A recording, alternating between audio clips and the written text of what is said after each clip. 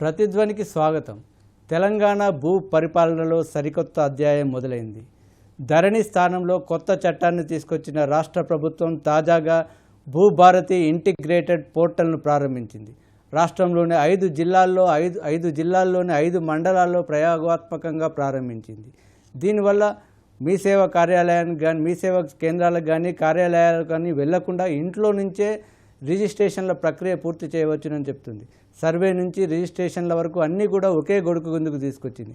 అంతేకాదు, మనిషికి ఆధార్ ఉన్నట్టుగా ప్రతి భూమికి భూధార్ ఇస్తామని ప్రభుత్వం వెల్లడించింది. అంతేకాకుండా వివాదాలకు అవకాశం లేకుండా, భవిష్యత్తులో ఎలాంటి సమస్యలు రాకుండా ప్రతి రిజిస్ట్రేషన్తో పాటు భూమికి సంబంధించిన మ్యాప్ కూడా ఉండే విధంగా ఈ విధానాన్ని శ్రీకారం చుట్టింది. అయితే గతంలో ఉన్నటువంటి విధానాలకు ఇప్పుడు దీనికి ఉన్నటువంటి తేడా ఏంటి, రాష్ట్ర వ్యాప్తంగా ఎప్పుడు అమలు చేయబోతున్నారు, దీనివల్ల భూ సమస్యలకు ఏ విధంగా పరిష్కారం లభిస్తాయి, ఈ అంశాలపై నేటి ప్రతిధ్వని. చర్చలో పాల్గొంటున్న వారు ఆది శ్రీనివాస్ గారు, ప్రభుత్వ విప్పు, వేములవాడ శాసనసభ్యులు, అదేవిధంగా శివశంకర్ గారు, రెవెన్యూ ఎంప్లాయీస్ అసోసియేషన్ మాజీ అధ్యక్షులు. సార్, విప్ గారు, ప్రధానంగా మీరు చెప్పండి సార్. ఇప్పుడు ఈరోజు తాజాగా ఈ పోర్టల్ను ప్రారంభించారు. గతంలో ఉన్నటువంటి ధరణి స్థానంలో అనేక మార్పులు తీసుకొచ్చి భూభారతి చట్టం తీసుకొచ్చారు, ఈ పోర్టల్ తీసుకొచ్చారు. దీని యొక్క ప్రధానమైన ఉద్దేశం ఏంటి, ఈ వ్యవస్థలో ఉన్నటువంటి మార్పులు చేయడానికి దీనివల్ల ప్రభుత్వం ఏం ఆశిస్తుంది, ఏం చేయబోతుంది? అంటే మీ ఈటీవీ ప్యానెల్ ఉన్నటువంటి పెద్దలకు, మీకు, అదేవిధంగా ప్రజలందరికీ నమస్కారాలు. ప్రధానంగా ధరణిలో ఉన్నటువంటి లోపాలను మేము అధికారులు రాకంటే ముందే ప్రదేశ్ కాంగ్రెస్ కమిటీ అధ్యక్షుడు ఉన్నటువంటి రేవంత్ రెడ్డి గారు కాంగ్రెస్ పార్టీ గుర్తించిన సందర్భంలో ప్రభుత్వం ఏర్పడితే, కాంగ్రెస్ పార్టీ ప్రభుత్వం ఏర్పడిన వెంటనే ధరణిని రద్దు చేసి నూతనమైనటువంటి విధానాన్ని తీసుకుని వస్తామని చెప్పించిన మాట ప్రకారం ధరణిని రద్దు చేస్తూ భూభారతి తీసుకొని రావడం జరిగింది. ప్రధానంగా రైతులు ఎదుర్కొంటున్నటువంటి పలు సమస్యలు, ఇక్కడ కొన్ని అంశాలు చెప్పాల్సినటువంటి అవసరం ఉందని భావిస్తా ఉన్నా. ఏదో మన ఈ భూములకు సంబంధించినటువంటి దేశంలో వచ్చినటువంటి చట్టాలు కానీ, మన రాష్ట్రంలో సవరించుకుని చట్టాలు తీసుకొచ్చినటువంటివి కానీ చూస్తే మనకు నేనంటే కొన్ని విషయాలు చెప్పడానికి ప్రయత్నం చేస్తా ఉన్నా. ధరణి పోర్టల్ రాకంటే ముందు ఇనాముల రద్దు చట్టం తెలంగాణలో 1955లో వచ్చినటువంటి, అంటే ఇనాందారుల భూమిలో ఉన్నటువంటి ప్రభుత్వం స్వాధీనం చేసుకొని లబ్ధిదారులకు పనిచేయడానికి ఉద్దేశించబడింది. కానీ భూ గరిష్ట పరిమితి, ఒక వ్యక్తికి ఎంత భూమి కలిగి ఉండాలనో దానికి సంబంధించి 1961లో సీలింగ్ యాక్ట్ కూడా తీసుకుని వచ్చిన సందర్భంలో బహుశా 25 ఎకరాల కంటే ఎక్కువ ఉండకూడదు అంటే చాలా మంది కూడా మనకు ప్రభుత్వానికి తిరిగి ఇచ్చినటువంటిది. ఆర్ఓఆర్ చట్టం కూడా 1971 తీసుకున్నాం. 1971లో ఆర్ఓఆర్ చట్టం తీసుకుని వస్తే బహుశా అది బ్రహ్మాండంగా కొనసాగి రైతులకు ఉపయోగపడే విధంగా ఆయా గ్రామాల్లోకి తహసీల్దార్ వెళ్లేవారు, జమాబందీ అమలు చేసేవారు, ఎవరి ఆధీనంలో ఉన్నటువంటి భూమిని వారికి ఇప్పించేటువంటి వారు. తద్వారా వారికి ఒక నమ్మకం, ఒక భరోసా, నా భూమి నా పాస్ పుస్తకం అనేటువంటి ఆలోచనతోటి. ఆ తర్వాత 1977లో కూడా ఒకటి అసైన్డ్ భూమికి సంబంధించిన బదిలీ చట్టం కూడా తీసుకొని రావడం. అవన్నీ కూడా మనం ఒక భూమి కొనుగోలుదారులకు ఇబ్బంది లేకుండా భూమి స్వాధీనం ఉన్నటువంటి రైతుకు ఒక భరోసా ఇచ్చే కార్యక్రమం చట్టాల ద్వారా మనం కల్పించగలిగాం. కానీ మరి తెలంగాణ ప్రభుత్వం వచ్చిన తర్వాత ఎందుకు ఈ ధరణి తీసుకొచ్చింది అనేది మనకు అర్థం కాని సందర్భం. 2020లో ధరణి పోర్టల్ వచ్చిన తర్వాత అసలు దీనికి ఎలాంటి కమిటీలు లేవు. కేసీఆర్ గారి ఆలోచన దొరికితోంది. ఇందులో కబ్జాకాలు ఉండద్దంటే ఉండద్దు, ఇందులో కౌలుదారు ఉండద్దంటే ఉండద్దు. ఈ విధంగా అంటే ఆయనకు వచ్చిన ఆలోచనకు అనుగుణంగా దుర్బుద్ధితో వచ్చిన ఆలోచన. ఈరోజు దానివల్ల మనకు 6 లక్షల పైచిలకు 6,46,000 ఫిర్యాదులు పెండింగ్లు ఉన్నాయంటే ఎంత మామూలు ఆలోచన. ధరణి వల్ల ఇంతమందికి ఇబ్బంది కలిగిందంటే ఇంకా అనేక మందికి ఉండుండొచ్చు, పేదవాడు భవిష్యత్తు దరఖాస్తు పెట్టుకోకుండా ఉండొచ్చు. అంటే మనకి ఈ ధరణి పోర్టల్ వచ్చిన తర్వాత జరిగినటువంటి ఇబ్బంది, ఆర్ఓఆర్ చట్టం రద్దు చేసిన తర్వాత ఓకే. అంటే శ్రీనివాస్ గారు, అంటే మీరు ధరణిని బంగాళాఖాతంలో వేస్తామని, కొత్త చట్టం తీసుకొస్తామని ఎన్నికలప్పుడు చెప్పారు. అయితే రాష్ట్ర ప్రభుత్వం ఏర్పడి సుమారు 2.5 ఏళ్లు కావస్తుంది, ఇంకా పైలట్ ప్రాజెక్టు ప్రయోగాత్మక దశలో ఉంది. అంటే ఎందుకు ఈ ఆలస్యం జరుగుతున్న ప్రక్రియ అంతా? అంటే ఇప్పుడు ఇదైతే మనం ఈ చట్టం తీసుకొని వచ్చిన తర్వాత గ్రామాల్లో రైతుకి ఎలాంటి ఇబ్బంది మళ్ళీ భవిష్యత్తులో తలెత్తకూడదని చెప్పని పైలట్ ప్రాజెక్ట్ గా ఏమన్నా చిన్న పొరపాట్లు ఉన్నటువంటివి కూడా సరి చేసుకొని రాష్ట్రం అంతా కూడా ఇవ్వాలని చెప్పారు. అసెంబ్లీలో కూడా పొంగులేటి శ్రీనివాసరెడ్డి గారు, ముఖ్యమంత్రి రేవంత్ రెడ్డి గారు కూడా ఖచ్చితంగా చెప్పిండు. అంటే మనం మళ్ళీ ఆధారబాధారుగా చట్టం తీసుకొని వచ్చినాక మళ్ళీ చిన్న చిన్న మ్యాటర్స్ లో పొరపాటు రావడం వల్ల మళ్ళీ ఏదైనా చిన్న వెసులుబాటు ఉంటే మళ్ళీ భూ అక్రమదారులకు లేకపోతే ఇతరత్ర వారికి వెసులుబాటు కలిగితే కూడా ఇబ్బంది కావద్దు అనేటువంటి ఆలోచనతో ఈ రోజు పైలట్ ప్రాజెక్ట్ తీసుకొని ముందుకు పోతా ఉంది. త్వరలోనే వీలైతే తొందరగా అంటే పొంగులేటి శ్రీనివాసరెడ్డి గారు కూడా కసరత్తు చేస్తా ఉన్నారు. ఈరోజు దీనికి ఒక భూదార్ అంటే ఆధార్ కార్డు ఏ విధంగా ఉంటుందో భూదార్ అనే ఒక కార్డు ఇవ్వాలని చెప్పని భూమికి సంబంధించినటువంటి ఒక భరోసాను అతను కల్పించేటువంటి కార్యక్రమాన్ని అందివ్వడంలో ప్రభుత్వం ఖచ్చితమైన నిధులు తీసుకోవడం కోసం ఒక నెల 2 నెలలు జాప్యం కావచ్చు. చట్టం వచ్చేసింది, ఇబ్బంది కలగపోవచ్చు. రైతుకు మేలు చేసే విధంగానే కార్యక్రమం జరుగుతున్నాయి. పూర్తి స్థాయి అమలు కావడానికి కోసం కూడా అది షార్ట్ టైంలోనే అవకాశాలు ఉంటాయని చెప్పి భావిస్తా ఉన్నాం. ఓకే ఓకే శివశంకర్ గారు, మీరు ఒక రెవెన్యూలో ఉన్న అనుభవంతో మీరు చెప్పండి సార్. అంటే గతంలో ఉన్నటువంటి ఆ ధరణి పోర్టల్కు ఇప్పుడు తీసుకొచ్చినటువంటి ఇంటిగ్రేటెడ్ పోర్టల్కు ఉన్నటువంటి తేడా ఏంటి? ప్రధానంగా అంటే ఇప్పుడు ఉన్నటువంటి సమస్యలను ఎలా పరిష్కరించే విధంగా ఉంది? ఇందులో ఉన్న ప్రధాన ఫీచర్స్ ఏంటి సార్? సార్ ముందుగా ప్యానల్ వాళ్ళందరికీ కూడా నా యొక్క నమస్కారాలు తెలియజేస్తున్నాను.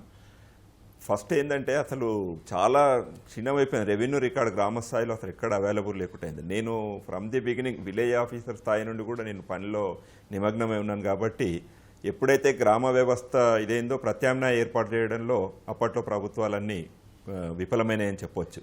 అనేక రకాల ప్రయోగాలు జరిగినాయి, అన్నీ హడావిడిగా జరిగినాయి. లైక్ ధరణి కూడా అంతే. ధరణి అయితే మరీ ఘోరంగా ఓవర్ నైట్లో ఏదో మనకు స్వతంత్రం వచ్చినట్టుగా దాన్ని చేసి కూర్చునబెట్టారు. దాంట్లో అనేకమైన తప్పులున్నాయి. యాక్చువల్గా తెలంగాణ రాష్ట్రం ఏర్పడిన తర్వాత మేము అధికారికంగా కూడా మా సంఘాల తరఫున కొన్ని రాష్ట్రాలు పర్యటించడం జరిగింది. అక్కడ వాటిని కూడా మేము ప్రజెంట్ చేయడం జరిగింది. కానీ అవి ఏవి పరిగణలోకి తీసుకోకుండా హడావిడిగా ధరణి తీసుకొచ్చిండ్రు. కానీ ధరణిలో రికార్డు డంప్ చేసినప్పుడు అనేకమైన తప్పులు దొరికినాయి. రెవెన్యూ రికార్డుకు సంబంధించినటువంటి తప్పులను సరిచేయడంలో విఫలమై కాకుండా దాన్ని అసలు ఏదో గొప్పలు చెప్పుకుంటా కాలం గడిపిండ్రు. ఇప్పుడు మీరు ఇందాక కూడా అన్నారు లేట్ ఎందుకు జరుగుతుంది, కానీ ఇంకా లేట్ జరిగినా పర్వాలేదు. కానీ ఇది చాలా పకడ్బందీగా నాకు ఉన్న అవగాహన ప్రకారం ఈరోజు మినిస్టర్ గారు కూడా కానివ్వండి, సీఎం గారు కానివ్వండి, అటు నాయకులు కూడా ఇప్పుడు అన్న విప్ శ్రీనివాస్ గారు కూడా చాలా దాంట్లో మంచి సబ్జెక్టులో అవగాహన ఉండి ఉన్నారు. వీళ్ళందరూ కూడా బాగా స్టడీ చేసి ఈరోజు చట్టంలో మార్పులు తీసుకొచ్చారు. చట్టంలో తర్వాత ఇప్పుడు పైలట్ ప్రాజెక్టు కూడా రూరల్ ఏరియా, అర్బన్ ఏరియా, మరీ రిమోట్ ఏరియాను కూడా సెలెక్ట్ చేశారు. వీటన్నిటిని కూడా అంటే ఇప్పుడు ముందు కేటగిరీ చేయాల్సిన అవసరం ఉంది. ప్రధానమైన సమస్య ల్యాండ్ డిస్ప్యూట్స్లలో బార్డర్ డిస్ప్యూట్స్. సర్వే అనేది చాలా ఇంపార్టెంట్. ఇప్పుడు ఆ సర్వేయర్ల వ్యవస్థ ఒకటి తీసుకొచ్చినారు. దాన్ని ఇంకా చాలా పూర్తి స్థాయిలో చేయాల్సిన అవసరం ఉంది. ప్రతి సర్వే నెంబర్కు ముందు మ్యాపింగ్ అనేది చాలా ఇంపార్టెంట్. ఇది ఆషామాషి కాదు. ప్రాక్టికల్గా దిగిన తర్వాత అనేకమైన సమస్యలు వస్తాయి. కాబట్టి దీంట్లో ఎవరి పెత్తనం నడవకుండా, దందాలు నడవకుండా, బ్రోకరిజం నడవకుండా దాన్ని చేయాల్సిన అవసరం ఉంది. దీనికి మంచి టైం తీసుకొని, ఎందుకంటే ఎప్పుడు ఈ యొక్క రికార్డు క్షీణమైనప్పుడు కూడా మళ్ళీ ఈ కాంగ్రెస్ ప్రభుత్వాలు వచ్చిన తర్వాతనే వారిని మరీ సరి చేసుకుంటూ పోయారు. కానీ మళ్ళీ అది వాళ్ళు అన్నీ అయిపోయేసరికే వాళ్ళు దిగిపోవడం ఇట్లా జరుగుతూ వచ్చినాయి. కానీ ఈసారైనా కనీసం జరగకుండా ఒక చిన్న అనుమానం ఏంటంటే ఇప్పుడు ఉన్నటువంటి కొత్త వ్యవస్థ ప్రకారం ఇంట్లో కూర్చొని అప్లై చేసుకుంటే సర్వేకు వారికి మిగతా పక్కన ఉన్న వారికి నోటీసులు ఇవ్వడం, సర్వే చేయడం, మ్యాపులు చేయడం అదంతా కూడా జరిగిపోతుందని చెప్తోంది ప్రభుత్వం. అయితే వాస్తవంగా క్షేత్రస్థాయిలో ఉన్నటువంటి రెవెన్యూ వ్యవస్థలో ఉన్నటువంటి లోపాలు కానీ అక్కడ ఉన్నటువంటి సిబ్బంది కొరత వీటన్నిటి దృష్టిలో ఇది ప్రాక్టికల్గా సాధ్యం అవుతుందా? దానికి కావాలంటే అసలు ఏం చేయాలి సార్? వన్స్ ఆఫ్ ఆర్ అంటే ఒకటేసారి మనం మొబైల్లో చేసుకునేంత స్థాయిలో ఇవాళ రెవెన్యూ రికార్డు లేదు. అదే నేను చెప్పేది, గతంలో జరిగిన కుళ్ళిపోయిన వ్యవస్థల వల్ల అది అంత సాధ్యం కాదు. దీన్ని ముందు రెవెన్యూ రికార్డును అప్డేట్ చేయాల్సిన అవసరం ఉంది. దాన్ని కంప్యూటరైజ్లో కూడా భూభారతిలో కూడా దానికి మనం చేయాల్సిన అవసరం ఉంది. ఇది కొంతకాలం చాలా అనేకమైన ఇబ్బందులు వస్తాయి. తర్వాత మాత్రం లాంగ్ రన్లో తప్పకుండా ఈ సక్సెస్ అవుతుంది. వీళ్ళు తీసుకుంటున్న చర్యలను చూసి అయితే నాకు ఆశ మాత్రం ఉంది. కంపల్సరీగా ఫ్యూచర్లో ఇది అట్లా జరుగుతుందని. ఓవర్ నైట్గా ఇవాళ పుట్టగానే ఏదో జరిగిపోతుందని అనుకోని నేనైతే ఎక్స్పెక్ట్ చేయడం లేదు సార్. కానీ ప్రాక్టికల్గా ఈ సర్వే వ్యవస్థను చేసి ఇప్పుడు ఈ ఏవైతే మనం ఎక్స్పెరిమెంటల్ మండల్స్ ఉన్నాయో దాంట్లో కూడా కేటగిరికల్ డిస్ప్యూట్స్ని మనం చూసుకోవాల్సిన అవసరం ఉంది. తీసుకొని వాటిని ఏ విధంగా మనం చేయాలనేది కూడా తొందరపడడం మాత్రం ఎట్టి పరిస్థితుల్లో చేయకూడదు. దానివల్ల అనేకమైన డిస్ప్యూట్స్ వచ్చి ఒకదాని చేయబోతే ఇంకోటి తయారయ్యే అవకాశాలు ఉన్నాయి. కాబట్టి దీన్ని నిదానంగా చేయడమే కరెక్ట్. దానికి మరి మీడియా సహకారం కూడా అవసరం. మీరు అన్నారు ఇందాక తొందర పడకపోవడమే మంచిది అని చెప్పి నేను అనుకుంటున్నా. ప్రభుత్వం కూడా ఆ దిశలోనే మంచి ఆలోచనలో ఉంది. ఆ సక్సెస్ అయిద్దని చెప్పి నేను అనుకుంటున్నాను సార్. ఓకే ఆది శ్రీనివాస్ గారు, అంటే మీరు అన్నట్టుగా గతంలో అనేక సమస్యలు దరఖాస్తులు చేసినవన్నీ కూడా పెండింగ్లో ఉన్నాయి. దానికోసం మీ ప్రభుత్వం రాగానే రెవెన్యూ సదస్సులు నిర్వహించారు. కానీ ఆ తర్వాత కూడా ఇప్పటికీ కొన్ని లక్షల దరఖాస్తులు పెండింగ్ ఉన్నాయి. వాటి సంగతి ఏంటని ప్రతిపక్షాలు అంటున్నాయి. సరే, ప్రతిపక్షాల సంగతి వదిలేసిన వాస్తవాన్ని కూడా ఉన్నాయి. కాబట్టి మరి వాటిని ఎందుకు పరిష్కరించలేకపోతున్నారు చట్టంలో మార్పులు వచ్చిన తర్వాత కూడా? అదే ఇప్పుడు ఇంత నాకు తెలుసు సాదా బైనామాలకు సంబంధించిన 7 లక్షల పైచీలకు, లేకపోతే గ్రామ స్థాయిలో రైతులకు సంబంధించి మన రెవెన్యూ సోదలు జరిగినప్పుడు మేము కూడా కొన్ని ఇట్లా హాజరైనాం. నా సొంత గ్రామం కూడా పైలట్ విలేజ్ గా తీసుకొని మన మండలంలో కూడా ఒక్కొక్క గ్రామం తీసుకున్నప్పుడు కూడా వెళ్ళడం జరిగింది. అంటే ఒక్కొక్క భూమికి సంబంధించి ఒక్కొక్క సమస్య ఉంటుంది. అందుకే మ్యాడ్యూల్స్ పెంచుకోవాల్సిన అవసరం ఉంది. భూమి నా స్వాధీనంలో ఉంది, కానీ ఎవరి పేరు విన్న ఉంది. నేను 30 సంవత్సరాల నుంచి ఉంటున్నా. పట్టాదారుడేమో ఎక్కడో కనిపిస్తుంది. దాని వల్ల పట్టాదారు నాది అంటాడు. అతనికి అసలు గ్రామం వెళ్ళలు కూడా తెలియదు. ఈ ప్రభుత్వం ఏం నిర్ణయించుకున్నది, ఎవరికైతే తాత ముత్తాతల నుంచి ఉంటున్నారో అప్పుడు సాదా బైనామాల మీద పేరు మార్చినాక కూడా వారి వాళ్ళ ఆలోచన అప్పుడు ఆలోచనలకి చేసుకోవడం వాళ్ళు ఉంటే వారిని ఒక కోణంలో చూడడం. ప్రభుత్వ భూమి అయి ఉండి 3 చేతులు దాటిన తర్వాత, ఎప్పుడో 40 years బ్యాక్ ఒకరి పేరు చేస్తే వాళ్ళ కొడుకు, తర్వాత మనవాళ్ళు ఈ విధంగా అమ్ముకొని ఇప్పుడు ఒకరి చేతిలో ఉండడం, ఇవన్నిటి నుండి కేటగిరికల్ గా విడదీస్తూ ఎవరైతే భూ యజమాని ఉన్నాడో అతనికి నష్టం జరగకుండా చూసేటువంటి కార్యక్రమం. తద్వారా ఇప్పుడు ఇంచుమించు సర్వేలు కూడా మనం లైసెన్స్ సర్వేలు కూడా 300 పైచీలకు ఎంపిక చేయడం జరిగింది. వారందరూ కూడా ఆయా మండలాలు ఉంచే విధంగా ఈ సమస్యను ఉధృతం కాకుండా సమస్య వచ్చిందంటే సమస్య వెంటనే పరిష్కారం చేయాలని చెప్పని లైసెన్స్ సర్వేలు కూడా నియమించే కార్యక్రమం వారికి ఆల్రెడీ జిల్లాలో కూడా మనం వారికి సేవలు ఏ విధంగా అందించాలి రైతులకు అని చెప్పినటువంటి శిక్షణ కూడా వారికి ఇవ్వడం జరిగింది. తర్వాత ప్రతి గ్రామానికి కూడా రెవెన్యూకి సంబంధించిన అధికారులు కూడా అందివ్వాలని చెప్పిన ఒక లక్ష్యం తీసుకొని పోవడం. అంటే పారదర్శకతోని ఈ కార్యక్రమాన్ని తీసుకొని వెళ్ళాలి. రైతుకు అండగా నిలబెట్టేటువంటి కార్యక్రమం. ప్రధానంగా వ్యవసాయదారుడు కానీ గ్రామాలు ఎవరికైనా భూమిపై హక్కు పత్రాలు ఉంటేనే అతను నిర్భయంగా ఉండగలుగుతాడు. భయంగా ఉండలేని పరిస్థితి. అంటే నా భూమి ఇది, నాది, నా హక్కు అనేది మనం చూపించుకోకపోతే అక్రమ ద్వారులకు అవకాశాలు రావడానికి ఉంటాయి. ధరణి రావడం వల్ల ఎన్ని అనర్థాలు జరిగినవి మీరు చూసుంటారు. మనం కొన్ని గ్రామాల పేరు అయితే బాగుండదు, కానీ ఎక్కడో హైదరాబాద్ ఉండేటువంటి స్థిరపడి వాళ్ళు ఈరోజు ధరణి వల్ల వాళ్ళ పేర్లు రాగానే మా తాత పేరుది భూమి నాదే అని చెప్పి మనోడు రావడం, మా తండ్రి పేరుది భూమి నాదని చెప్పి వచ్చి ఆ గ్రామం ఇళ్ళలు తెలియని వాళ్ళు కూడా వచ్చి అక్కడ ఏదో దూరం చుట్టంతో బేర వారు వారి పేర్లు రిజిస్ట్రేషన్ వారి పేరు కొంతమంది ఏమో 50% సరే మా పేరు ఉంది అని చెప్పి నేను తీసుకొని రిజిస్టర్ చేసి, కొంతమంది 50% కోర్టుకు వెళ్ళడం. ఇప్పుడు ధరణిలో మీరు చూడండి, ఇక్కడ కొంచెం మీ వెసులుబాట్లు ధరణిలో అసలు పై అధికారి ఫిర్యాదు చేసే అవకాశం లేదు ఎంఆర్ఓ ఆఫీసులో ఒకవేళ ఏదైనా జరిగి ఉంటే. కానీ ఇప్పుడు ఇందులో ఎంఆర్ఓ తప్పిదం చేస్తే ఆర్డీఓ తప్పిదం చేస్తే జాయింట్ సెక్రటరీ, ఆర్డీఓ తప్పిదం చేస్తే కలెక్టర్ గారు తెప్పిస్తే రెవెన్యూకి సంబంధించిన ఈ విధంగా జాయింట్ కలెక్టర్ నుంచి ఈ విధంగా మన పంచాయతీరాజ్ సెక్రటరీ వరకు కూడా మనం అప్పీల్ చేసుకునే అవకాశం ఉంది. గతంలో ఈ విధానం ఉండే. ఒకవేళ ఎంఆర్ఓ దగ్గర కూడా పొరపాటు జరుగుంటే ఆర్డీఓ లెవెల్లో కూడా పరిష్కారం అయ్యేటివి. ఆర్డీఓ లెవెల్ కూడా తప్పిదం జరుగుతుంది. జాయింట్ మన కలెక్టర్ గారు అడిషనల్ కలెక్టర్స్ ఉన్నట్టు కలెక్టర్ స్థాయిలోనే పూర్తి అవుతుంది. అంటే ఎలాంటి ఫిర్యాదుదారు కూడా అవకాశం లేకుండా ధరణి చట్టం రావడం, ఇవన్నీ గమనించి ఈరోజు భూభారతి తీసుకొని రావడం. భూభారతి వల్ల రైతుకు ఒక ఒక భరోసాను ఇవ్వాలని చెప్పినటువంటి నిర్ణయం తీసుకోవడం వల్లనే కాస్త ఇంతకుముందు అన్నట్టుగా ఒక 2 నెలలు ఆలస్యమవుతుంది కావచ్చు, కానీ భూదార్ అనేటువంటిది ఇప్పుడు ఈ తెలంగాణనే దేశంలో అనేక కొత్త కార్యక్రమాలకు శ్రీకారం చుట్టి ఇతర రాష్ట్రాలు రోల్ మోడల్ అవుతుంది. ఇది కూడా భూభారతి చట్టం కూడా ఇతర రాష్ట్రాలు రోల్ మోడల్ అయ్యే విధంగా ఈ చట్టం తీసుకొని రావడం జరుగుతుంది. ఆధారబాధలు తీసుకొని వచ్చి మళ్ళీ ఒక మ్యాటర్లో పొరపాటు 2 మ్యాటర్లో పొరపాటు ఉందనుకోండి, మళ్ళీ దానివల్ల కూడా రైతుకు ఇబ్బంది జరగకూడదని చెప్పిన ఒక నిర్ణయంలో భాగంగా పైలట్ ప్రాజెక్ట్ లో మనం తీసుకొని ముందుకు పోతున్నటువంటి అంశం. మీరు అన్నట్టుగా అంటే చాలా సమస్యలు ఉన్నాయి మీరు అన్నట్టు. అయితే కొంత పట్టా భూములు నిషేధిత జాబితాలు ఉన్నాయి, అదేవిధంగా నిషేధిత జాబితాలో ఉండాల్సినవి బయట రిజిస్ట్రేషన్లు అవుతున్నాయి. ఇలాంటి సమస్యలు వాటన్నిటికీ నిషేధిత జాబితాను మళ్ళీ కొత్తగా తయారు చేస్తున్నారని ఒక ప్రచారం జరుగుతుంది. అది ఏం జరుగుతుంది? ఆ జాబితా ఎప్పుడు ప్రకటిస్తారు అసలు? అంటే ఇప్పుడు నిషేధిత జాబితాలు అంటే జనరల్ గా వర్క్ బోర్డులు కానీ గవర్నమెంట్ కి సంబంధించిన ల్యాండ్స్ కానీ అనేక మంది ఆక్రమణదారుల చేతులు ఉన్నాయి. ఆ ఆక్రమణదారులు అని చెప్పనే పదాన్ని కూడా మనం ఒక ఆలోచన చేస్తే నిజంగానే లబ్ధిదారుడు పేదవాడైతే అతనికి ఇవ్వాలని చెప్పి ఒక నిర్ణయం తీసుకుంది ప్రభుత్వంలో కూడా. ఆక్రమణదారులు రెండు రకాలుగా చూడాలని. ఇప్పుడు ఒకవేళ ఒక ఎకరం భూమికి అతను పరిమితమే ఉన్నాడు, అది అక్రమం అని చెప్పని చట్టపరంగా తప్పని తెలిసినప్పటికీ అతను ఎకరం భూమి లేనప్పుడు అతనికే భూమి ఇవ్వాలని చెప్పి ఒక నిర్ణయం తీసుకున్నది ప్రభుత్వం. లేదు నాకు 5 ఎకరాలు ఉన్నాయి, ఇంకొక 5 ఎకరాలు తీసుకుంటే అక్రమంగా భావించాలని చెప్పండి. 100 ఎకరాలకు ఉన్నటువంటి వాళ్ళు లేకపోతే కోట్లకు పట్టుకెత్తిన వాళ్ళు కూడా ప్రభుత్వ భూములు లలో అక్రమంగా చేస్తే మాత్రం తప్పనిసరిగా దాన్ని తీసుకొని ప్రభుత్వ అవసరాలకు ఉపయోగించాలి, లేదా గ్రామాల్లో ఇంకా పేదవారు ఇవ్వాలని చెప్పిన ఒక నిర్ణయంతో ముందుకు పోయేటువంటి కార్యక్రమం భవిష్యత్తులో చూస్తారు. ఈరోజు ఈ భూదారు వచ్చిన తర్వాత మిగులు భూములు ఒకవేళ ఏమన్నా ఎక్కడన్నా వెళ్ళుంటే నేను అనుకుంటా సిటీ హైదరాబాద్ చుట్టూ బాగా వెళ్ళడానికి అవకాశాలు ఉన్నాయి అనేక మందికి సంబంధించి. గ్రామాలలో ఇప్పటికీ ఆల్రెడీ పేదవాళ్ళ చేతుల్లో ఉంది.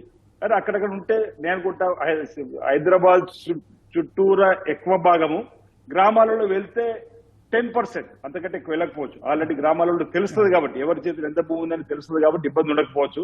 కానీ పట్టణాల్లో ఏవైతే పరాధీనమైనటువంటి భూములు వాటిని తప్పనిసరిగా మళ్ళీ ప్రభుత్వ అవసరాలకు ఉపయోగపడడం తీసుకోవడానికి అవకాశం ఏర్పడుతుందేమో అనేటువంటిది ఓ స్కోప్ లాగా కనిపించేటువంటి సందర్భం. ఈ భూదారు చట్టం తీసుకుని వచ్చి పేదవారికి ఎలాంటి ఇబ్బంది చేయాలని చెప్పి గౌరవ ముఖ్యమంత్రి రేవంత్ రెడ్డి గారు కానీ శ్రీనివాసరెడ్డి గారు ఆలోచిస్తారు. ముందుగా భరోసా ఇచ్చినాం పేద రైతులకు సంబంధించి భూములు ఎట్టి పరిస్థితుల్లో కూడా వాళ్ళకు ఒకవేళ ప్రభుత్వ భూములు ఉండి ఇదివరకు దరఖాస్తు చేసుకున్న ధరణి పేరిటను ఇతరత్తులు వాళ్ళకు రానటువంటివి పట్టా పాస్ పుస్తకం రావడం వాళ్ళకి తప్పనిసరిగా భూదారు ఇస్తామని చెప్పండి. అందుకే రెవెన్యూ సర్వీసులు పెట్టి మీరు అన్ని గ్రామాలు కూడా చూడండి, రెవెన్యూ సర్వీసులు పెట్టి దరఖాస్తు తీసుకున్నాం, వాటన్ని క్రోడీకరించి పెట్టుకున్నాం. ఇది కాగానే తప్పనిసరిగా అందరికీ అవకాశాలు ఉంటాయి. ఇక్కడ ఇంకొకటి కూడా కొన్ని సందర్భాల్లో నేను చూసిన తండ్రి ఇద్దరికి ఇచ్చినప్పుడు పెద్దవాడు అని చెప్పి పాలు ఎక్కువ పెడతాడు, చిన్నవాడు పాలు తక్కువ పెడతారు. అది ఒక ఎకరమో 20 గుంటలు ఎక్కువ ఉన్నప్పుడు కూడా ఇప్పుడు ఇబ్బందులు అవుతున్నాయి, నాకు సరిసమానంగా ఇవ్వాలని చెప్పండి. అంటే చిన్నవి అంటే ఇవన్నీ. ఇప్పుడు ఒక చిన్న విరామం తీసుకొని మళ్ళీ వద్దాం. ఓకే, శివశంకర్ గారు, ఇందులో ప్రధానంగా ఇప్పుడు కొత్త ప్రయోగం ఏంటంటే మ్యాప్ రిజిస్ట్రేషన్తో పాటు ఆ భూమి మ్యాప్ కూడా ఉండాలని చెప్తున్నారు. పైలట్ ప్రాజెక్ట్ స్టార్ట్ చేశారు. ఈ మ్యాప్ అనేది అంటే గతంలో ఏదైనా రాష్ట్రంలో అంటే కర్ణాటకలో ఇక్కడ చేశారంటున్నారు, కర్ణాటకతో పాటు ఇంకెక్కడైనా చేశారా? ఇది అంటే దీనివల్ల అంటే సమయం పట్టే అవకాశం ఉంది కదా, దీనిలో అసలు దీని ప్రక్రియ ఏంటి, దీని ఉద్దేశం ఏంటి? సార్, ఇక్కడ ధరణి భూభారతి కంపేర్ చేసినట్టయితే అదొకటి డిజిటల్గా ఆన్లైన్ సిస్టంలో తీసుకొచ్చిన మార్పు ఇది. అదొకటైతే ముందు రికార్డును ప్యూరిఫై చేయాల్సిన అవసరం ఉంది. గతంలో 89, 90 తర్వాత ఆర్ఓఆర్ యాక్చువల్గా రెవెన్యూ రికార్డ్ బేస్ ఏముంటుందంటే 54, 55 ఆస్త్రా పహని ఒకటి, తర్వాత 79, 80లో ఒకసారి ఆర్ఓఆర్ చేశారు, తర్వాత 79 తర్వాత 89, 90లో ఒకసారి చేసేసారు. ఈ ఆర్ఓఆర్ల తర్వాత మళ్ళీ రికార్డు ప్యూరిఫికేషన్ గ్రౌండ్ లెవెల్లో జరగలే. ఇప్పుడు ఇన్ని గ్రామ సదస్సులు చేసినా వాళ్ళు వచ్చే పిటిషన్ల మీదనే చేస్తున్నారు తప్ప మనగా సోమోటోగా ఎక్కడ కూడా మనం రికార్డుని చేయలేదు. లైక్ వైజ్ ఇప్పుడు పిఓబి రిజిస్టర్ ఉన్నది, అప్లికేషన్ పెట్టినే డిస్పోజ్ కాలేదు. కానీ చాలామంది అప్లికేషన్ పెట్టకుండా సరే వచ్చినాడు చూద్దామనే దీంట్లో నెగ్లిజెన్స్ రైతులు. ఎందుకంటే ఈ ఆఫీసుల చుట్టూ చూడడం కాకుండా భూమిని వాళ్ళు సర్వే చేయడంలోనే ఉంటారు. మెయిన్ ఏంటంటే జమాబందీ సిస్టమ్ పోయింది, అంటే ఆడిట్ సిస్టమ్ అనేది పోయింది. ఎక్కడ పొరపాటు జరిగిందో చూసే సిస్టమ్ ఇప్పుడు కూడా రాలేదు. సరే, ఇది కంప్యూటరైజ్ అయినాక ఒకసారి రికార్డు మనం డాటా ఇచ్చినాక అది పనిచేస్తుంది తప్ప దానికంటే ముందు రికార్డు ప్యూరిఫై చేయడంలో మనం చాలా జాగ్రత్తలు తీసుకోవాల్సిన అవసరం ఉంది. ఇప్పుడు సర్వే అనేది కూడా చాలా పెద్ద ప్రాబ్లం సార్. యాక్చువల్గా బార్డర్లు ఒకటి ఉన్నాయి, చాలా డిస్ప్యూట్స్ వచ్చేసి సర్వే వల్లనే. నీ నంబర్ ఎక్కడో ఉంది పొమ్మనడం ఇవి ఉన్నాయి. సర్వేయర్లు కూడా కొరత ఉండడం వల్ల జరిగింది. ఇప్పుడు లైసెన్స్ సర్వేయర్లు వచ్చారు, మరి వాళ్ళు ఫీల్డ్ మీదకి వచ్చినాక కానీ అసలు ఏందో తెలుస్తుంది. నా సలహా ఏంటంటే పైలట్ ప్రాజెక్టులో వచ్చిన ప్రతి డిస్ప్యూట్లను కూడా చాలా నిదానంగా మనం ఎట్లా చేయగలుగుతాము. లైక్ వైజ్ రికార్డును కూడా అవసరమైతే మళ్ళీ ఒకసారి 89, 90 ఆర్ఓఆర్ చేసినట్టుగా ఒకసారి ఆర్ఓఆర్ చేసి దాన్ని మనం డాటాను ఈ భూభారతిలో తీసుకుంటే చాలా బాగుంటుందని నా అభిప్రాయం. దానివల్లనే మనకు ప్రజలకు మేలు జరుగుతుంది. ఇప్పుడు వచ్చిన దరఖాస్తుల గురించి చెప్తున్నాం కానీ దరఖాస్తు ఇవ్వని వాళ్ళు చాలామంది ఉన్నారు సార్ ఈరోజు కూడా. దాన్ని కూడా మనం పరిగణనలోకి తీసుకుంటే బాగుంటుందని నా అభిప్రాయం. ప్రభుత్వం ఆలోచన కూడా అదే కనిపిస్తుంది. మ్యాప్ ఖచ్చితంగా చేయడం వల్ల ఆటోమేటిక్గా అందరూ స్వచ్ఛందంగా సర్వే చేసుకుంటారు, మ్యాప్ కూడా పెడతారు. కాబట్టి భవిష్యత్తులో వివాదాలు ఉండవు అనేది ప్రభుత్వం ఆలోచన. అది ప్రాక్టికల్గా ఎలా ఉంటుంది? ఎగ్జాక్ట్లీ అట్లా ఉండాలి సార్. నాకు 1 ఎకర్ ఉందంటే అది ఎక్కడుందో తెలియదు, ఏ బార్డర్ ఉందో తెలియదు. ఈ పరిస్థితులు ఇవాళ ఉన్నాం మనం. కంపల్సరీ ఆ 1 ఎకర్ ఎక్కడ ఉంది, ఎక్కడి నుంచి ఎక్కడ ఉంది అనేది అద్దులు నిర్ణయించాల్సిన అవసరం. అవును, సేమ్ కరెక్ట్గా ఉన్న వాళ్ళకి పిఓబీలు ఉంది రిజిస్టర్లో. అది మాత్రం కంపల్సరీగా చేయాల్సిన అవసరం ఉంది. తొందరపడడం కాకుండా చాలా పకడ్బందీగా చేయాలి. యాక్చువల్గా ఇప్పుడున్న మాడ్యూల్స్ ఈ భూభారతిలో చాలా బాగున్నాయి. అంటే మనం మిగతా వాటికి ఎట్లయితే మనం ఆన్లైన్లో తీసుకుంటున్నామో ఎక్కడికప్పుడు మనం చెక్ చేసుకోవడానికి, స్టేటస్ చూసుకోవడానికి అన్నిటికీ మంచి ప్రొవిజన్స్ పెట్టారు. కానీ అది ఇంప్లిమెంటేషన్లో ముందు డాటాను కరెక్ట్గా మనం ఫీడ్ చేయకపోతే మాత్రం మళ్ళీ ఇది మరొక నవ్వుల పాలయ్యే అవకాశాలు ఉన్నాయండి అనుకుంటున్నాను. Yes, okay. ఆది శ్రీనివాస్ గారు, అంటే ప్రధానంగా ఇప్పుడు ఇదంతా కూడా ఆన్లైన్లో పెడుతున్నారు, మొబైల్ యాప్ ఆన్లైన్తో సొంతంగా చేసుకునే విధంగా చేపడుతున్నారు. కాబట్టి అంటే గ్రామీణ ప్రాంతాల్లో ఇప్పటికీ రైతులకు ఇంకా ఆన్లైన్ వ్యవస్థ పూర్తిగా అవగాహన ఉండదు. మళ్ళీ బ్రోకర్ల పైన ఆధారపడడం, దరఖాస్తు చేసుకునే సమస్య ఉంటుంది. కాబట్టి దీనిపైన ప్రజల్లో చైతన్యం తీసుకురావడానికి, ఈ పోర్టల్ను ప్రజల్లోకి తీసుకెళ్ళడానికి ప్రభుత్వ పరంగా ఎలాంటి కార్యాచరణ ఉంటుంది? మారుతున్న కాలానికి అనుగుణంగా మనం కూడా మారవలసిన అవసరంలో, అంటే ప్రపంచమే టెక్నాలజీలో ఒక కుగ్రామంగా అయిపోతున్నది. రైతులు కానీ ఇతరులు కానీ ఇప్పుడు ఆల్రెడీ టెక్నాలజీలు వాడుతా ఉన్నారు. రైతులకు వ్యవసాయ శాస్త్రవేత్తలు చెప్పే సూచనలు కూడా గమనిస్తున్నారు. ప్రతి ఒక్కరి చేతిలో అరచేతిలో వైకుంఠం. ఎందుకంటే మనం సామెత ఉండే ఏదో అంటే భూతద్దంలో కూడా చూపించేవారు అక్కడ ఏం జరుగుతుందని చెప్పి. అలాంటి అప్పుడు ఎందుకంటే కూడా ఇలాంటి టెక్నాలజీ ఉన్నట్టుంది. మన దగ్గర కూడా అరచేతిలో ఇమీడియట్ స్మార్ట్ ఫోన్ రావడం, రైతుల దగ్గర కూడా మెజార్టీ ఇప్పుడు నాకు 60-70% కూడా వచ్చిన క్రమంలో శాస్త్రవేత్తలు ఏదైనా శాస్త్రవేత్తలు ఇచ్చేటువంటి దానికి సూచన చేస్తున్నారు. కాబట్టి అప్డేట్ కావడానికి స్కోప్ ఉంటుందని భావిస్తా ఉన్నా. చాలా మంది ఇళ్లలో పిల్లలు చదువుకున్నారు. ఇప్పుడు అప్పుడు నిరక్షరాస్యత ఎక్కువ ఉండే రైతు కుటుంబాలు, ఇప్పుడు నిరక్షరాస్యత తగ్గుతా ఉంది మెల్లమెల్లగా. ఆ అంశంలో కూడా ప్రభుత్వం తగు చర్యలు తీసుకుంటుంది. కాబట్టి సరే మీరు అన్నట్టు సహకారం కూడా అందివ్వాలి. అది మళ్ళీ మధ్యవర్తుల మీద, బ్రోకర్ల మీద ఆధారపడి. ఇప్పటికంటే రిజిస్ట్రేషన్ సంబంధించి కూడా మనం ఏదైనా ఇంటి రిజిస్ట్రేషన్ చేసుకున్నామంతా, ప్లాట్ రిజిస్ట్రేషన్ కూడా తప్పనిసరి రిజిస్టర్ దగ్గర మధ్యవర్తి దగ్గరికి వెళ్తున్నాం. ఇప్పటికి కూడా అలాంటి ఇబ్బంది ఉన్నది కాదని అనలేదు. మెల్లిమెల్లిగా మనం అప్డేట్ అయిన కొద్దీ పోవడానికి అవకాశం ఉంది. కానీ ఒక వెసులుబాటు అయితే మనం తీసుకురాగలుగుతున్నాం. మారుతున్న కాలానికి అనుగుణంగా మనం కూడా వెసులుబాటు సులువుతరము, అంటే అతను ఇంటి దగ్గర నుండి చేసుకునేటువంటి పని నమ్మకం, అంటే వివాదాలకు తావు లేకుండా. అదే అవును చేశారు. అవును, సింప్లిఫై అవుతుంది. కాబట్టి నాకు తెలిసినంత వరకు ఇబ్బంది కాకపోవచ్చు చాలా మందికి కూడా. ప్రభుత్వం కూడా చెప్తున్నది పారదర్శకంగా ఉండాలనేది ఈ ఉద్దేశం అనేది ప్రధానంగా ప్రభుత్వం ఆలోచనగా కనిపిస్తుంది. భూమికి భద్రత, రైతుకు భరోసా, నా భూమి అనేటువంటి హక్కు పత్రము.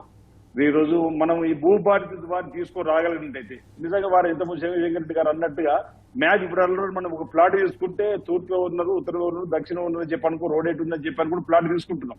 ఆ విధంగా ఇక్కడ కూడా మనకి ఎకరం ఉన్నది, 2 ఎకరాలు 5 ఎకరాలు సరైన కూడా ఒక మ్యాప్ దారు ఉన్నట్టయితే భవిష్యత్తులో కూడా మన వారసులు వార వరుసలు కూడా గొడవలు జరగకూడదు అవకాశం ఉంటుంది. మనం ఈ రోజు ఒక సర్వే వచ్చి కొలిస్తే ఒక దిక్కు పోతుంది, ఇంకో సర్వే వచ్చి కొలిస్తే ఇంకో దిక్కు పోతుంది. ఇవన్నీ మళ్ళీ పోలీస్ స్టేషన్ పంచాయతీ, గ్రామ పెద్దల దగ్గర పంచాయతీ జరుగుతుంది. భవిష్యత్తులో ఇలాంటి వివాదాలు తావు లేకుండా కూడా ఈ భూభారతి చట్టం ద్వారా మనం తీసుకోవడానికి అవకాశం ఉంటుంది. ఈ రోజు ప్రభుత్వానికి సంబంధించిన ఆస్తులు కాపాడుకున్న వాళ్ళు అవుతాము. పేదల చేతుల్లో ఉన్నట్టు, రైతుల చేతుల్లో ఉన్నట్టు భూముల యొక్క హక్కులను మనం కాపాడిన వాళ్ళు అవుతాం. వాళ్ళకు ఒక భద్రతను కల్పించిన వాళ్ళు అవుతాం అనేది ఒకటి. ఇంతకుముందు కూడా మనం మాట్లాడుకున్నప్పుడు మేము అంటే పిఓబికి సంబంధించిన అంశం కూడా ఉన్నది. గ్రామాలలో అంటే మన మ్యాడుల్లో ఉన్నటువంటి ఇబ్బంది వల్ల ఒక ఎకరము స్థలాన్ని ఒక సర్వే నెంబర్లో ప్రభుత్వ అవసరాలు తీసుకుంటాయి. అది కాలువనే కావచ్చు, హాస్పిటల్ కావచ్చు, రైల్వే లైన్ పోతుంటేనే కావచ్చు, ఏదైనా అవసరాలకు తీసుకున్నప్పుడు ఆ సర్వే నెంబర్లో భూములన్నీ పిఓబిలో పెడతా ఉన్నారు. వాళ్ళు పాపం ఇంట్లో పెండ్లికో లేకపోతే ఇతర కూడా అమ్ముకోవడానికి వీలు, లేకపోతే ఈ మధ్యలో దానికి ఏదో వెసులుబాటు తీసుకుని వచ్చారు. రేపు ఇది భూభారతిలో మ్యాడులో ఉన్నది అనుకుందాం. ఇలాంటి ఇబ్బంది తలెత్తుకుంటుంటుంది. ఎంత భూమి ప్రభుత్వం తీసుకుంటూ అంత భూమికే మనం పోవడానికి అవకాశం ఉంటుంది. అంటే ధరణి వల్ల చాలా ఇబ్బందులు వచ్చినాయి. అంటే మనం ఇంతకుముందు చెప్పిన 1955, 51 నుంచి 3-4 సార్లు చట్టాలు ఏవి తీసుకుని వచ్చినామో ఆ చట్టాల తర్వాత అత్యంత దుర్బలమైనటువంటి చట్టం ఈ పాస్ పుస్తకం సంబంధించి వచ్చిందని ధరణి. అది వాళ్ళకి ఆలోచనకు రావడం ఎందుకు వచ్చిందో అర్థం కాదు. ధరణి వల్ల మాత్రం చాలా ఇబ్బందులు ఎదుర్కొన్న రైతులు దాన్ని పోగొట్టవలసిన. మళ్ళీ వస్తాను. ఓకే శివశంకర్ గారు, అంటే ఇందులో భూదారు అంటే భూదారు నెంబర్ ఇస్తామనేది ప్రధానంగా ఒక కొత్త అంశం ఇందులో. అంటే ఇప్పటికే భూమికి ఒక సర్వే నెంబర్ ఉంది, మళ్ళీ ఇప్పుడు భూదారు నెంబరు, అదేవిధంగా ఎల్పిఎం ల్యాండ్ పార్సెల్ మ్యాప్కి ఒక నెంబర్. ఈ 3 నెంబర్లు ఎందుకు? 3 నెంబర్లు అవసరం ఉంటుందా? మళ్ళీ ఇందులో ఏమైనా గందరగోళం ఏర్పడుతుందా? సార్ ఇక్కడ ఏముందంటే భూదార్ అనేది డిఫరెంట్. సర్వే నెంబర్ అనేది ఒక రైతుకు 4 ప్లేసుల్లో ఉంటే ఒక్కో సర్వే నెంబర్ ఒక్కో ప్లేస్లో ఉంటుంది. అతనికి సంబంధించిన ల్యాండ్ మొత్తంకి సంబంధించి ఇది భూదార్ నెంబర్ ఒకటి ఇస్తున్నారు. ప్లస్ దాంట్లో ఆయనకు 10 acres ఆ భూదార్ నెంబర్లో చూపిస్తే దాంట్లో ఒక 1 acre అమ్మేసుకుండు అనుకోండి, ఆయన దగ్గరికి ఆటోమేటిక్గా మైనస్ అయిపోతుంది. అతను కొత్త వ్యక్తికి జనరేట్ అవుతుంది, లేదా అక్కడికి అతనుకుంటే ఆయన ఇది అవుతుంది. అది భూదార్ నెంబర్కు దీనికి ఎలాంటి డిస్ప్యూట్ లేదు, అది మంచిదే. ఒక ఆధార్కి ఏ విధంగా అయితే నంబర్ ఇచ్చారో భూదార్ భూమికి సంబంధించినటువంటి ఒక నంబర్ ఇస్తున్నారు. దానివల్ల డిస్ప్యూట్స్ రావు నాకు తెలిసి. వచ్చేదల్లా ఇవే, రైతు పట్టా కలిగిన భూమికి మ్యాపింగ్ ఉండి తాను గర్వంగా చెప్పుకోగలగాలి. ప్రభుత్వ స్థలాలు ఆక్రమిస్తే తాను ఎలిజిబుల్ ఉంటే తనకు రెగ్యులరైజ్ చేయాలి. ఏ విధంగా మార్కెట్ వాల్యూ ఇంకే విధంగా అనేది అది ప్రభుత్వం నిర్ణయం తీసుకోవడానికి చాలా ఖచ్చితంగా ఉన్నట్టుంది. అది కూడా మంచిదే. ప్లస్ ఒక ఆడిటింగ్ సిస్టమ్ అనేది ఉండాలండి ఎవ్రీ ఇయర్. సపోజ్ ఎక్కడైనా ఫ్రాడ్ జరుగుతుంది, వాడు అమ్మనే అమ్మరు, ఆ రైతు అమ్మడు, వేరేళ్ళ పేరు మీద జరుగుతుంది. అది ఎట్లా జరిగిందనేది ఆడిట్ ఉండాలి. మనం ఇటీవల చూసినాం, ధరణిలో స్టాంప్ డ్యూటీ కట్టిన పైసలు కూడా ఎక్కడో పోయినాయి. దానికి ఆడిట్ లేకపోతే మాత్రం చాలా ఇబ్బంది అవుతుంది. ఆడిటింగ్ వ్యవస్థ అనేది కంపల్సరీ అవసరం. దీంట్లో అదేం కనిపించట్లేదు మాడ్యూల్స్లో. ఆ ఆడిటింగ్ అనేది కూడా ఒకటి తీసుకురావాల్సిన అవసరం ఉంది దాంట్లో. అది చాలా ఇంపార్టెంట్ సార్. ఎందుకంటే అడ్మినిస్ట్రేషన్లో కూడా మన కంట్రోల్ ఉండాల్సిన అవసరం ఉంటుంది. Okay, thank you sir. చర్చలో పాల్గొన్నందుకు. ఇది భూభారతి పోర్టల్ ద్వారా ప్రస్తుతం రైతులు ఎదుర్కొంటున్నటువంటి భూ సమస్యలకు మ్యాక్సిమం సమస్యకు పరిష్కారం అవుతుందని ఆశిస్తున్నారు. ఇంకా కొత్త అంశాలతో ఈ పోర్టల్ను మరింత తీర్చిదిద్ది రాష్ట్ర వ్యాప్తంగా అమలు చేసేందుకు ప్రభుత్వం ప్రణాళికలు చేస్తుంది. ఇది నేటి ప్రతిధ్వని.